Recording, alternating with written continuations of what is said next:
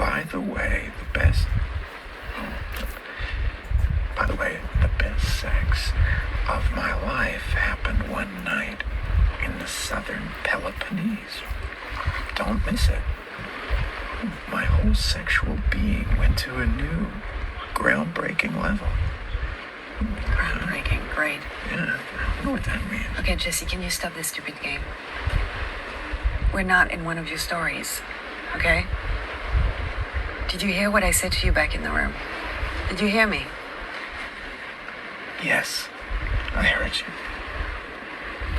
Now, whether you don't love me anymore, I figured you didn't mean it, but if you did, then, oh, fuck it. And you know something? You're just like the little girls and everybody else. You want to live inside some fairy tale, all right? I'm just trying to make things better here. All right, I tell you that I love you unconditionally. I tell you that you're beautiful. I tell you that your ass looks great when you're 80. I'm trying to make you laugh. Okay.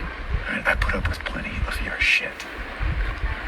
And if you think I'm just some dog who's gonna keep coming back, then you're wrong. But if you want true love, then this is it. This is real life. It's not perfect, but it's real. And if you can't see it, then you're blind. All right, I give up.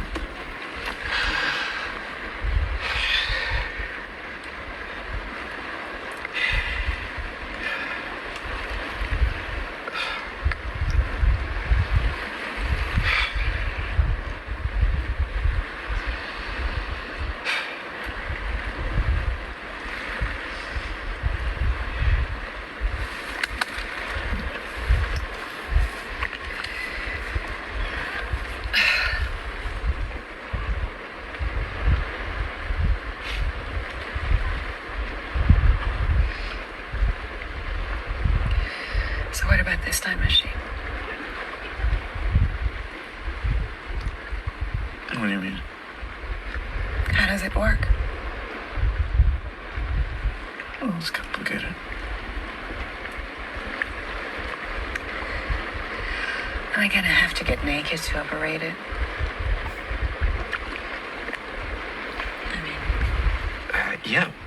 Yeah, that's actually, it's been a real issue, you know? I mean, closed cysts, they don't travel well through the whole space-time continuum.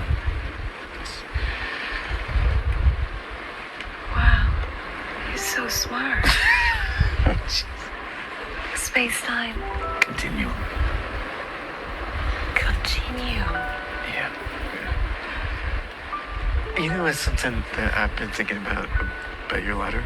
Yeah. You know, you mentioned the southern Peloponnese. Yeah, and we're in the southern Peloponnese. Mm-hmm. Yeah, and do you think it could be tonight that you're still talking about in your 80s? Well, it must have been one hell of a night we're about to have.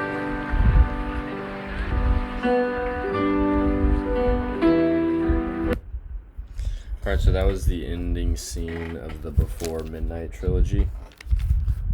Anyway, to start things off, I'm going to talk about the characteristics of conversation. So the first being that it must be interactive. It's clear, they're both engaging in conversation, they're both interacting. Pretty self-explanatory. Secondly, it has to be locally managed. So all of it was improvised. Like, of course it's a movie, but it looks like well done enough to look improvised, right? Like, they didn't come with a script. The only kind of script he had was the letter that was written by her, right? But he was using it sort of like as a catalyst to mend things, essentially. I don't think they were ever planning on getting to the whole time travel thing. So it was all locally managed. It was just taking it step by step. Thirdly, conversation's mundane, right? So this is just like a everyday sort of like, seems like fight. I've had similar fights, right, with exes, not to get personal or anything, but it's just like, this is very mundane. Like, it's just no one else like who's sitting there, right? Like, all these people, like, they don't seem like they're engaged in what those two are having to talk about, right? Because it's mundane to them. It's just a couple sitting right by a sea or wherever they are, and You know, it's just mundane. It's a mundane conversation of a man and his wife and how they're struggling right now. So next, moving on to knowledge. Ethan Hawke's tacit knowledge of the conversation is that Delpy, the female, her character is upset, and he's trying to make her feel better by reading the love letter. She stops him, and now his explicit knowledge on the situation is, okay, well, clearly my old tricks won't work. And they begin talking about the deterioration of their relationship, felt from her end, yet he does it in a way that it's sort of manipulative, and I think that's why she cries, because he's like, look, I love you, this is what love is, right? Like, it's not pretty all the time, it's just, it is what it is. And then she starts crying, right? So it's not a bad sort of manipulation. I think it's just like a man trying to save his marriage. All right. The cooperative principle and the four maxims. She violates the cooperative principle as she isn't really saying anything at the beginning, right? She's sad and doesn't know, or just simply won't express it properly, while he at first is cooperating until he can tell she isn't, and she tells him to stop, and he get like with a love letter, and then he sort of gets real direct, tells her what's up, and then they both take a little pause, and then they start talking about the time machine. The time machine is significant because, to me, that breaks the third maxim, which is the relevance maxim, right? In a way, it also violates like the quality maxim, in that they're clearly like branching off into this and going into this fantasy world. But they both are on board with said fantasy. However, it's just not relevant like to the issue at hand. It's not relevant to, like, to me at least, like, to the fact that she said she didn't love him, you know? So, but I guess in a way it could be relevant, because it's like, oh, can we go back in time and change, like, make it to where I never said that, but they don't do that. But that would be the only way that to make it relevant, in my opinion. All right, and I didn't really pick up on any sort of like conversational implicature, aside from like the ending when they start talking about the time machine, and you can tell it's like kind of make-believe, sarcastic. In terms of layers, like the layers of the conversation, Ethan's intention is to show and tell his wife he loves her. Unintentionally, however, like the truth begins coming out, as he says he isn't a dog that will keep coming back. But I think he's like unintentionally, maybe unknowingly lying to himself, because he clearly isn't leaving. To me, it feels like they've done this before.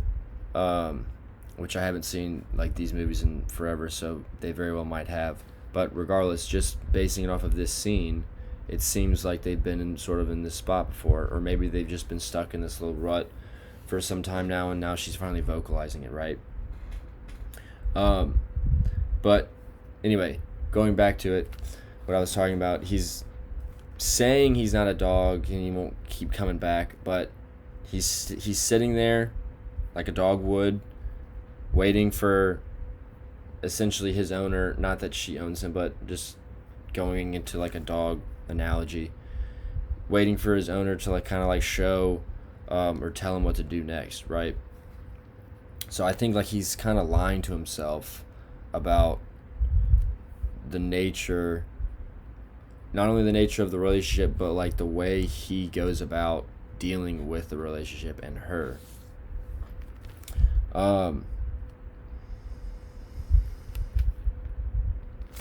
And then when they, of course, start talking about like the time machine, they're adding sort of this like superficial make-believe layer to the conversation. Like, you know, like we're not really gonna address this, my love for you or lack thereof anymore. We're just gonna, have a potentially great night, which she says, like when they're playing along, doing the whole role play thing, she's like, well, we might have must be we're about to have a really good night. So the identity work at play is that Ethan Hawke's character is a loving husband. He's patient. He's fun, as shown at the end with the whole role play thing. And Delpy is clearly sad. A piece of her is broken, or maybe a piece of the marriage is broken, and they just don't know it yet. But she knows that she might not love him anymore. And I think it kind of froze a little bit. I hope it's still recording me. Anyway, the way they show, or rather wear, their frustration on their faces, it's clear that they do love each other and they want it to make it work, but they just kind of like don't really know how. And I feel like that's why, part of the reason why they kind of branch off into that whole make-believe time machine talk at the end.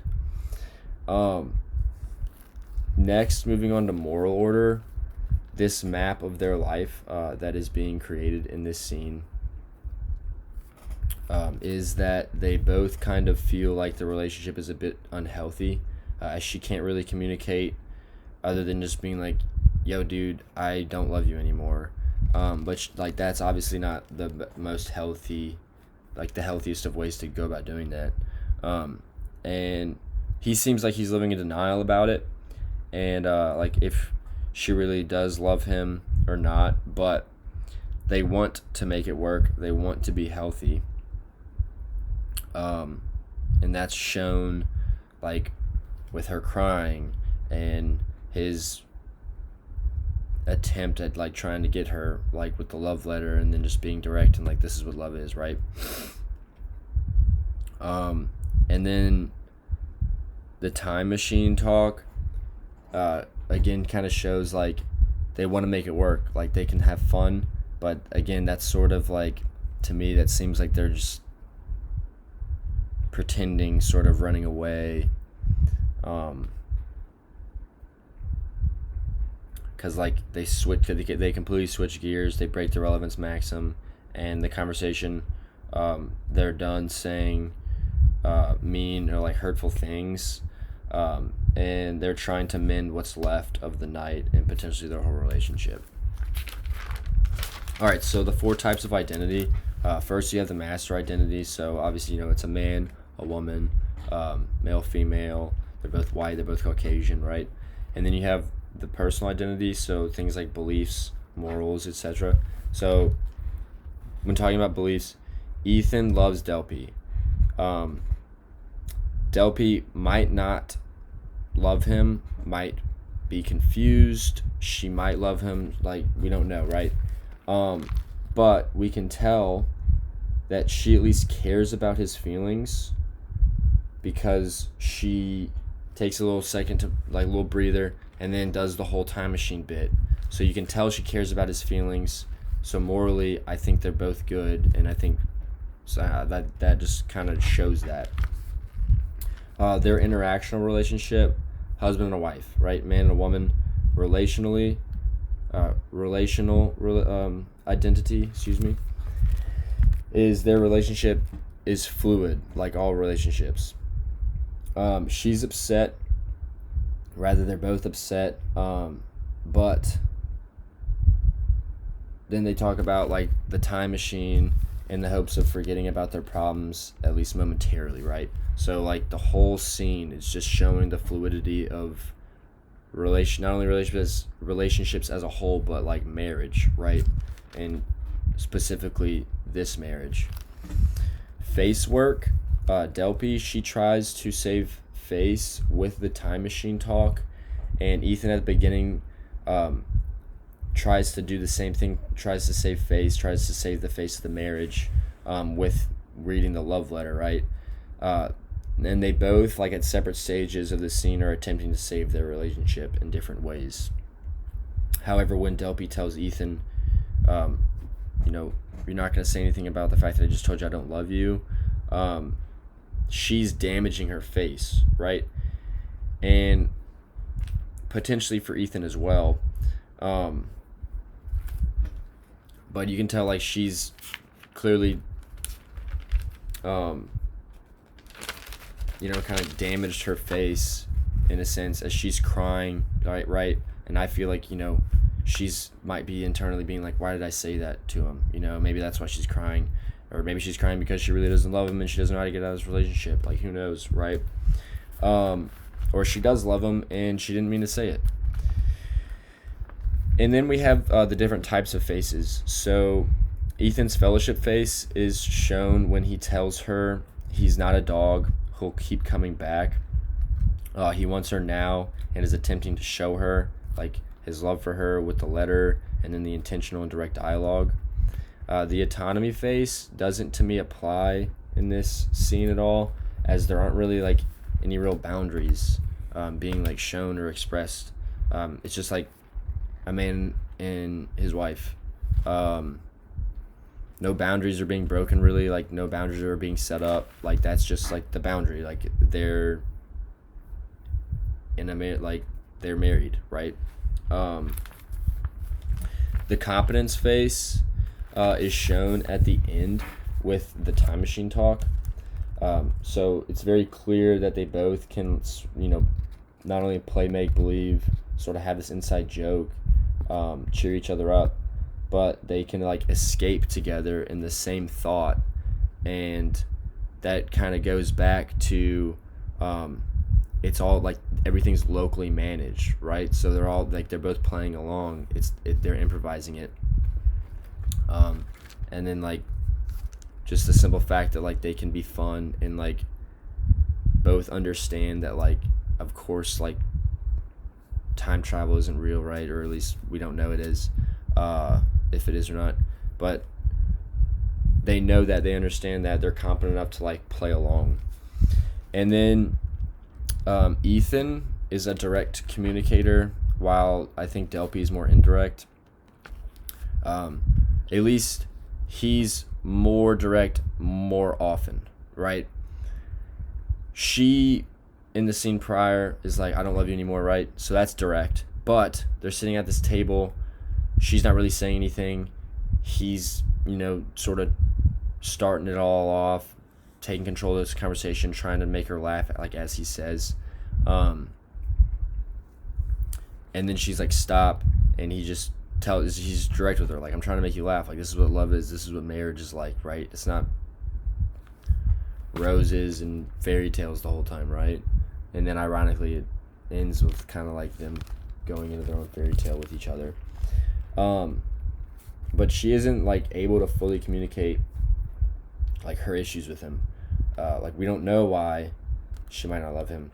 We don't, because she won't say it. She just said it, and now, like, he's sort of left trying to pick up the pieces, and it's clearly hard for both of them. And then also, like, while we're talking about the whole direct communication thing, when she starts talking about the time machine, she's, I think, trying to escape in a way, and she's breaking the relevance maxim. She's not being, like, direct anymore. She's sort of just being more playful, a little bit kind of, like, sarcastic, right? But regardless, they end the scene by both being polite and playing along, like, with the time machine fantasy, and it shows that they can both be interesting conversationalists.